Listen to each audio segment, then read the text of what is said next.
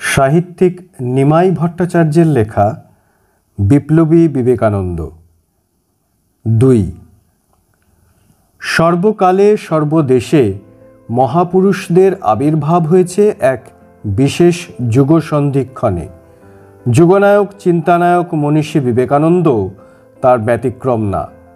এই মহাপুরুষের আবির্ভাব হয় ঊনবিংশ শতাব্দীর মাঝামাঝি 1863 খ্রিস্টাব্দে বাংলাদেশের হিন্দু মধ্যবিত্ত বুদ্ধিজীবী পরিবারে। দীর্ঘ কয়েক শতাব্দীব্যাপী বিদেশি শাসনে ভারতের চরম অবনতি হয়। শতাব্দীর পর শতাব্দী ধরে বিভিন্ন মুসলমান রাজত্বে দাসত্ব করার জন্য আত্মমর্যাদাহীন অসংখ্য মানুষ আত্মবিক্রয় করতেও দ্বিধা করত না। তুঘলক সম্রাটরা নানা কৌশলে হিন্দুদের ইসলাম ধর্ম গ্রহণে বাধ্য করে। হিন্দুদের উপর মুসলমান শাসকদের এই আক্রমণের ফলে অন্য হিন্দুদের উপর পুরোহিতদের প্রভাব বিস্ময়করভাবে বেড়ে যায়। না, মুসলমান শাসকরাও নীরবে তা সহ্য করেনি। পুরোহিতদের প্রভাব খর্ব করার জন্য শাসকরা ব্রাহ্মণ ঐক্য ধ্বংস করার জন্য ব্রাহ্মণদের সঙ্গে নানা রকম যোগাযোগ ঘনিষ্ঠতা শুরু করল। ব্যাস, সঙ্গে সঙ্গে যবন দোষে এইসব ব্রাহ্মণরা সমাজচ্যুত হলেন। এইসব সমাজচ্যুত ব্রাহ্মণদের মধ্যে বৈবাহিক সম্পর্ক স্থাপনের জন্যই সৃষ্টি হলো রাঢ়ী ব্রাহ্মণদের মধ্যে মেল ও বারেন্দ্র ব্রাহ্মণদের মধ্যে পটি ব্যবস্থা। উত্তর ভারতের বিস্তীর্ণ অঞ্চলে মুসলমান শাসকদের প্রভাব প্রতিপত্তি অনেক গভীর ও সুদূরপ্রসারী হবার জন্য খুব স্বাভাবিকভাবেই ওইসব অঞ্চলের ব্রাহ্মণরা তাদের সংস্পর্শে আসেন। মজার কথা, কাশী, প্রয়াগ, মথুরা, দ্বারকা, হরিদ্বার প্রভৃতি তীর্থের পণ্ডিত সমাজ এইসব ব্রাহ্মণদের কিন্তু সমাজচ্যুত করেননি। এই সমাজচ্যুতি ঘটেছিল শুধু বাংলাদেশে। হিন্দু সমাজ ও ধর্মের এই মহা দুর্দিনে আবির্ভূত হলেন চৈতন্যদেব। তিনি নিয়ে এলেন এক বিস্ময়কর সমন্বয়ের মন্ত্র। না, কেউ ছোট জাতীয় নয়, বড় জাতীয় নয়, কেউ অস্পৃশ্য না, কেউ অশুচি না, কেউ ম্লেচ্ছও না, অপবিত্রও না। আমরা সবাই সমান। আমরা সবাই মিলে শুধু হরির নাম করব। চৈতন্যদেব সবাইকে বুকে টেনে নিলেন। চৈতন্য প্রেমে পাগল হলো বাংলাদেশ। না না, শুধু হিন্দুরা না, বহু মুসলমানও চৈতন্য লীলায় মুগ্ধ হয়ে হরিনামে মেতে উঠল। থমকে গেল শাসক সম্প্রদায় প্ররোচিত হিন্দুদের ধর্মান্তরকরণ। আতঙ্কিত হলেন পুরোহিত সম্প্রদায়। চৈতন্যদেবের তিরোধানের পর নিত্যানন্দ ও তাঁর গোস্বামী ভক্তরা সৃষ্টি করলেন নব্য বৈষ্ণব ধর্ম। কিন্তু ধীরে ধীরে এই গোস্বামীরা ব্রাহ্মণ পুরোহিতদের চাইতেও অনেক বেশি অত্যাচারী হয়ে উঠল। ওরা যে শুধু অর্থলোলুপ ও রক্ষণশীল ছিল তা নয়, ওরাও চালু করল অস্পৃশ্যতা ও খাওয়া দাওয়ার উপর বিচিত্র বিধিনিষেধ। সর্বোপরি ওরা রাধাকৃষ্ণের প্রেমের বিকৃত ব্যাখ্যা করে হয়ে উঠল বামাচারী। চালু হলো গুরুপ্রসাদ নামে জঘন্য যৌন ব্যভিচার। এই গুরুপ্রসাদ প্রথা অনুযায়ী নববিবাহিতাকে সর্বাগ্রে গুরুর সঙ্গে সহবাস করার পরই স্বামীর কাছে যেতে হতো। কালীপ্রসন্ন সিংহের হুতম প্যাঁচার নকশায় এই বিভৎস প্রথার বিশদ বিবরণ পাওয়া যাবে। মোটামুটি সামাজিক এইরকম পরিস্থিতির প্রেক্ষাপটে অষ্টাদশ শতাব্দীর মাঝামাঝি এলো ইংরেজ। মুসলমান শাসকদের চাইতে এরা ছিল অনেক বেশি শিক্ষিত, বুদ্ধিমান, কূটনৈতিক বুদ্ধিসম্পন্ন, চতুর ও আধুনিক এবং সর্বোপরি সঙ্গবদ্ধ। তাই তো পলাশীতে সিরাজদৌল্লাকে পরাজিত করার পর এই বিশাল উপমহাদেশের সর্বত্র তারা আধিপত্য প্রতিষ্ঠা করল। শুধু তাই না, অত্যন্ত পরিকল্পিতভাবে সমগ্র ভারতবাসীর উপর স্থায়ী প্রভাব ও আধিপত্য বজায় রাখার জন্য নানা পদক্ষেপ নিল ইস্ট ইন্ডিয়া কোম্পানি। তার মধ্যে সর্বাগ্রে উল্লেখযোগ্য লর্ড কর্নওয়ালিসের চিরস্থায়ী ব্যবস্থা। 1793 এবং সৃষ্টি হল কায়েমি স্বার্থ সম্পন্ন এক বিচিত্র ইংরেজ পূজারী জমিদার শ্রেণী। পরবর্তী ধাপে সৃষ্টি হলো একদল ব্যবসাদার। এরা বিলেতি জিনিস এদেশে বিক্রি করার সুযোগে হলো অত্যন্ত ধনী। টাকা করে মালপত্র সরবরাহের জন্য জন্ম নিল মুৎসুদ্দি বা বেনিয়ান সম্প্রদায়। অন্যদিকে ইংরেজি শিক্ষার দ্রুত প্রসার ঘটিয়ে প্রধানত মধ্যবিত্ত সমাজে বিস্ময়কর পরিবর্তন এলো। এরা হলেন ডাক্তার, উকিল, শিক্ষক, ব্যবসাদার ও কোম্পানির বেতনভোগ কর্মচারী। সেই সুদূর অতীতের রোমান সাম্রাজ্যের আমলেই যেমন অধিকৃত নানা দেশে রোমান শাসক ও সৈন্যবাহিনীর সক্রিয় সাহায্য ও পৃষ্ঠপোষকতায় খ্রিস্ট ধর্ম প্রসার লাভ করেছিল, ভারতে তার পুনরাবৃত্তি ঘটল ইংরেজ আমলে। বৈষ্ণব ধর্মের জোয়ার স্তব্ধ হতেই হিন্দু সমাজে মাথাচাড়া দিয়ে উঠল পুরোহিত সম্প্রদায়। বেদের নির্দেশ উপেক্ষা করে চালু হলো আচার বিচারের অজস্র বিধিনিষেধ। দরিদ্র ও অশিক্ষিত হিন্দুদের শোষণ করার জন্য নানা পন্থা। এই পুরোহিতদের অত্যাচার জর্জরিত নিপীড়িত দরিদ্র হিন্দুরা দলে দলে খ্রিস্ট ধর্ম গ্রহণ করল। না, এতেই খ্রিস্টান মিশনারিরা খুশি নন। মধ্যবিত্ত শিক্ষিত হিন্দুদের খ্রিস্ট ধর্মে আকৃষ্ট করার জন্য মিশনারিরা শ্রীরামপুরে ছাপাখানা করে হিন্দু ধর্ম সম্পর্কে নানা কুৎসা ও খ্রিস্ট ধর্মের মহিমা সমন্বিত বই ছাপা শুরু করল। অচিরেই মিশনারিরা সামগ্রিকভাবে হিন্দু ধর্ম, দর্শন ও সমাজকে অত্যন্ত হীনভাবে আক্রমণ করতেও দ্বিধা করল না। এই রকম টালমাটাল অবস্থাতেই নবভারতের অগ্রদূত রামমোহনের আবির্ভাব। কর্নওয়ালিসের চিরস্থায়ী ব্যবস্থা প্রবর্তিত হবার পরের বছরই 1774 খ্রিস্টাব্দে রামমোহনের জন্ম হলেও তিনি পরিণত বয়সে বিস্ময়কর পাণ্ডিত্য ও অভাবনীয় দূরদর্শিতা অর্জন করার পরই ঊনবিংশ শতাব্দীতে যুগপ্রবর্তক রূপে আত্মপ্রকাশ করলেন।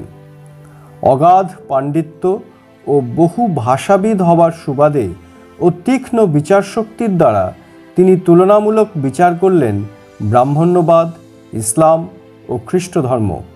তারপর নির্ভীক সেনাপতির মতো একযোগে আক্রমণ করলেন ব্রাহ্মণ্য গোঁড়ামি ও কুসংস্কার, মুসলমান ও খ্রিস্টানদের নানা গোঁড়ামিকে। হিন্দু শাস্ত্র ও দর্শন অত্যন্ত গভীরভাবে বিচার বিবেচনা করে এই সিদ্ধান্তে এলেন যে নির্গুণ ব্রহ্মের উপাসনাই কোনো মূর্তি পূজা নয়, হিন্দুদের কর্তব্য। প্রতিষ্ঠা করলেন ব্রাহ্ম সমাজ। অন্যদিকে তীব্র আক্রমণ করলেন বিধবাদের জীবন্ত দাহ করার জঘন্য সতীদাহ প্রথা। চমকে উঠল শিক্ষিত হিন্দু সমাজ। তদানীন্তন হিন্দু সমাজের কলঙ্ক সতীদাহ প্রথা সম্পর্কে কয়েকটি তথ্য জানা দরকার। হিন্দু ধর্মের আদি ও মূল গ্রন্থ বেদে মূর্তি পূজা বা সতীদাহ প্রথার কোনো উল্লেখ বা নির্দেশ নেই।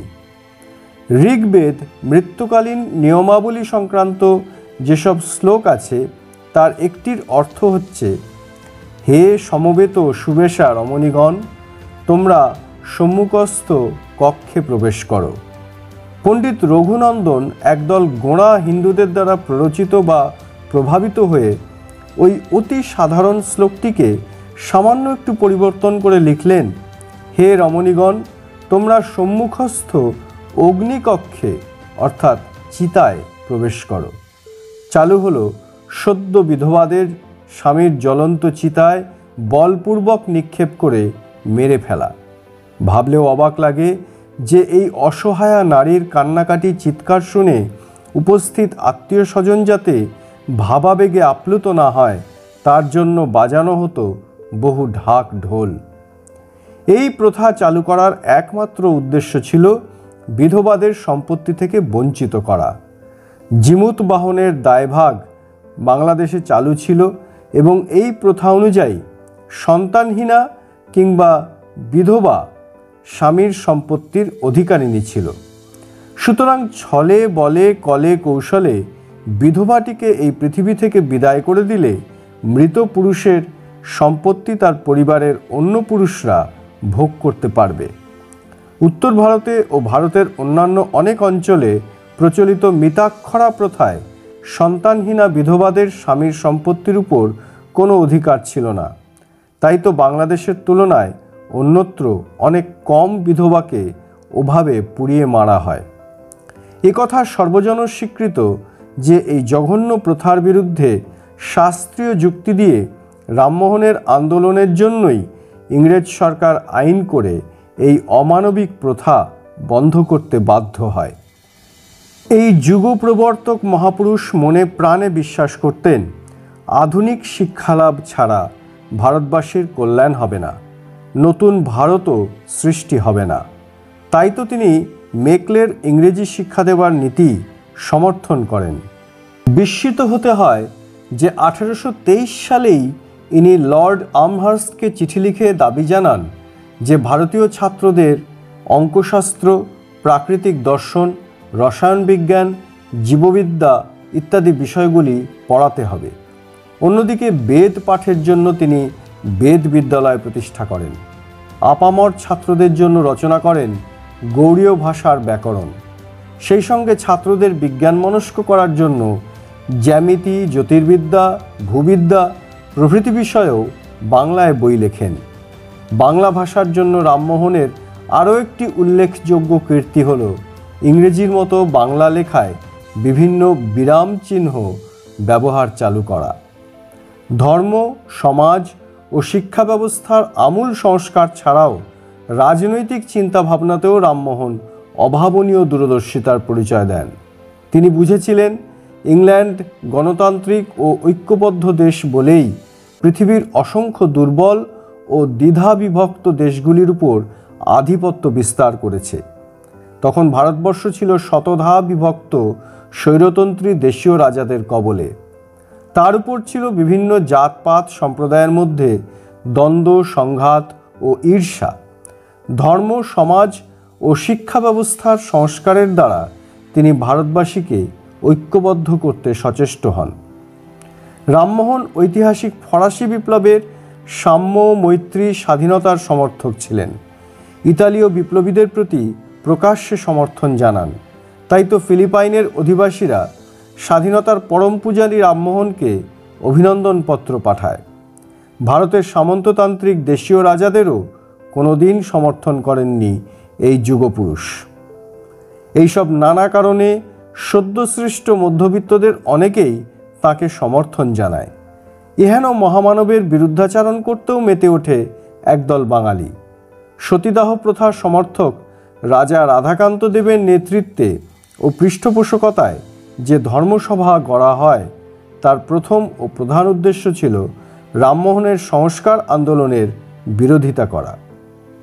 ইতিহাসের নির্মম কালস্রোতে তুচ্ছ তৃণকণার মতো রাধাকান্ত দেবের ধর্মসভা হারিয়ে গেলেও নবভারতের অগ্রদূত রামমোহন আলোকবর্তিতার মতো ভারতের ইতিহাসে সমুজ্জ্বল হয়ে আছেন ও থাকবেন।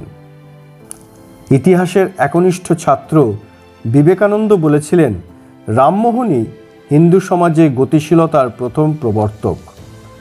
ধর্মীয় সংস্কারের ব্যাপারে রামমোহনের উত্তর সাধক ছিলেন পণ্ডিত রামচন্দ্র বিদ্যাবাগীশ। তারপর হলেন দ্বারকানাথের পুত্র দেবেন্দ্রনাথ ঠাকুর। দেবেন্দ্রনাথের পরিবার যবন সংসর্গের জন্য সমাজচ্যুত হন। এরা হলেন পিরালি ব্রাহ্মণ। বাংলাদেশে পিরালি ব্রাহ্মণদের সংখ্যা বেশি ছিল না। এদের ছেলেমেয়েদের বিয়ে হতো নিজেদের গোষ্ঠীর মধ্যেই। ইংরেজ আমলেই এই পরিবার ধনী হয় শাসক আনুকূল্যে। পিতার মৃত্যুর অল্প বয়সেই দেবেন্দ্রনাথ ব্রাহ্ম হন। তখন হিন্দু সমাজ কুসংস্কারে জর্জরিত ছিল। গুরুদাস বর্মনের শ্রী শ্রী রামকৃষ্ণচরিতের প্রথম খণ্ডে উল্লেখ আছে যে তখন হিন্দুরা শ্রাদ্ধবাসরে সত্যপীরের পাঁচালি পড়ত। দেবেন্দ্রনাথের বৈদান্তিক মতবাদের প্রচারে হিন্দু সমাজের এক অংশ বিশেষভাবে প্রভাবিত হয়ে ব্রাহ্মধর্মে দীক্ষিত হতে শুরু করে। ইনি অব্রাহ্মণ কেশব সেনকে ব্রাহ্ম সমাজের আচার্য নিযুক্ত করায় হিন্দু সমাজে চাঞ্চল্য দেখা দেয়।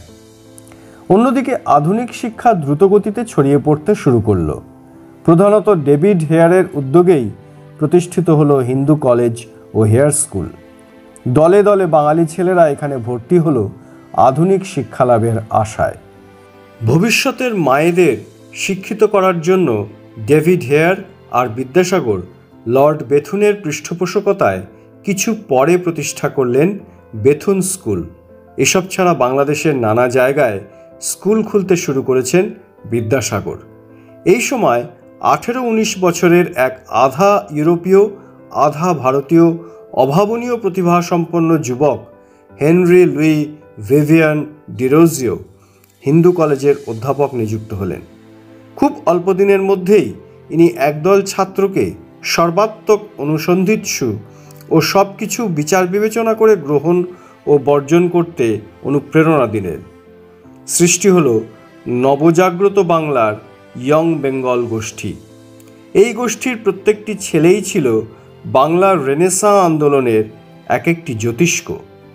মাত্র 23 বছর বয়সেই ডিরোজিও মারা গেলেও তার শিষ্যরা হিন্দু ও খ্রিস্টান ধর্মের গোঁড়ামি ও কুসংস্কারকে তীব্রভাবে আঘাত করে। এরই সঙ্গে সঙ্গে তারা ইংরেজ সরকারের বহু নীতির তীব্র প্রতিবাদ ও নিন্দা করতেও দ্বিধা করল না। ডিরোজিওর অন্যতম প্রিয় শিষ্য দক্ষিণারঞ্জন মুখোপাধ্যায় ইস্ট ইন্ডিয়া কোম্পানির বিভিন্ন নীতির এমন তীব্র ও কঠোর ভাষায় নিন্দা করেছিলেন যে তখনকার বিখ্যাত ইংরেজি সংবাদপত্র ফ্রেন্ড অফ ইন্ডিয়া মন্তব্য করেছিল যে স্বয়ং ইংল্যান্ডেশ্বর ছাড়া অন্য কেউ এমন বক্তৃতা দিলে তাকে নির্বাসনে পাঠানো হতো। ডিরোজিওর অন্য এক শিষ্য রামগোপাল ঘোষ অত্যন্ত সৎভাবে ব্যবসা করে বিপুল অর্থের অধিকারী হন।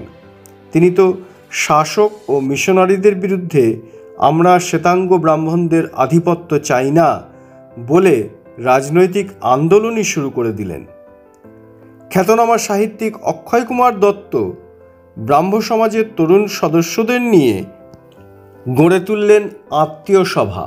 নীতিগত পার্থক্যের জন্য কেশবচন্দ্র সেন দেবেন্দ্রনাথের ব্রাহ্ম সমাজ ছেড়ে গড়ে তুললেন সাধারণ ব্রাহ্ম সমাজ।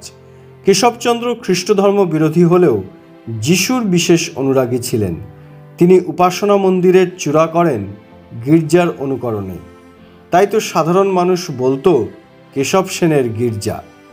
প্রথমে ব্রাহ্ম সমাজের আচার্য নিযুক্ত হয়ে ও পরে আত্মীয় সভার তরুণ সদস্যদের সহযোগিতায় অনেকগুলি অসবর্ণ বিয়ে সম্পন্ন করায় কেশবচন্দ্র বাঙালি হিন্দু সমাজে ইতিপূর্বেই আলোড়ন সৃষ্টি করেছিলেন। নববিধান বা সাধারণ ব্রাহ্ম সমাজ গড়ে তোলার পর এই অসাধারণ পণ্ডিত ও বাগ্মী ব্রাহ্ম সমাজের আদর্শ প্রচারে বেরিয়ে পড়লেন ভারতের ভ্রমণে। জলপ্রপাতের ধারার মতো কেশবচন্দ্র ইংরেজি, বাংলা ও হিন্দিতে ভাষণ দিয়ে মুগ্ধ করলেন যুব সমাজকে। এরপর তিনি গেলেন ইংল্যান্ড। সেখানে তার ভাষণে স্তম্ভিত হলো ইংরেজ শ্রোতারা। কেশবচন্দ্রের উচ্ছ্বসিত প্রশংসা ছাপা হলো ভারতের বিভিন্ন সংবাদপত্রে। স্বদেশে প্রত্যাবর্তনের পর ভারতীয় ধর্ম, সংস্কৃতি ও স্বার্থের বিরুদ্ধে সরকারি সিদ্ধান্তের বিরুদ্ধেও তিনি গর্জে উঠলেন। কেশবচন্দ্রের গর্বে গর্বিত হল সমগ্র বাংলাদেশ। সমুদ্রের ঢেউয়ের মতো তখন বাংলাদেশেও একটার পর একটা গুরুত্ব ও তাৎপর্যপূর্ণ ঘটনা ঘটে চলেছে। বিদ্যাসাগরের একনিষ্ঠ প্রচেষ্টায় বিধবা বিবাহ আইন পাশ হয় 1856 সালে। প্রধানত ব্রাহ্ম সমাজের প্রচেষ্টায় অসবর্ণ বিবাহ স্বীকৃতি হল 1872 সালের সিভিল ম্যারেজ অ্যাক্ট অনুসারে। কেশবচন্দ্রের গোষ্ঠী তো বিবাহিতাদের মাথায় ঘোমটা দিয়ে মুখ ঢাকার প্রথাও তুলে দেয়। বাংলাদেশের ব্রাহ্ম সমাজের মতো উত্তর ভারতের স্বামী দয়ানন্দের আর্য সমাজ ছাড়াও পশ্চিম ভারতেও বিভিন্ন সংস্কার আন্দোলন এবং আধুনিক শিক্ষার প্রসারের সম্মিলিত প্রভাবে ভারতে এক নবযুগের সূচনা করল।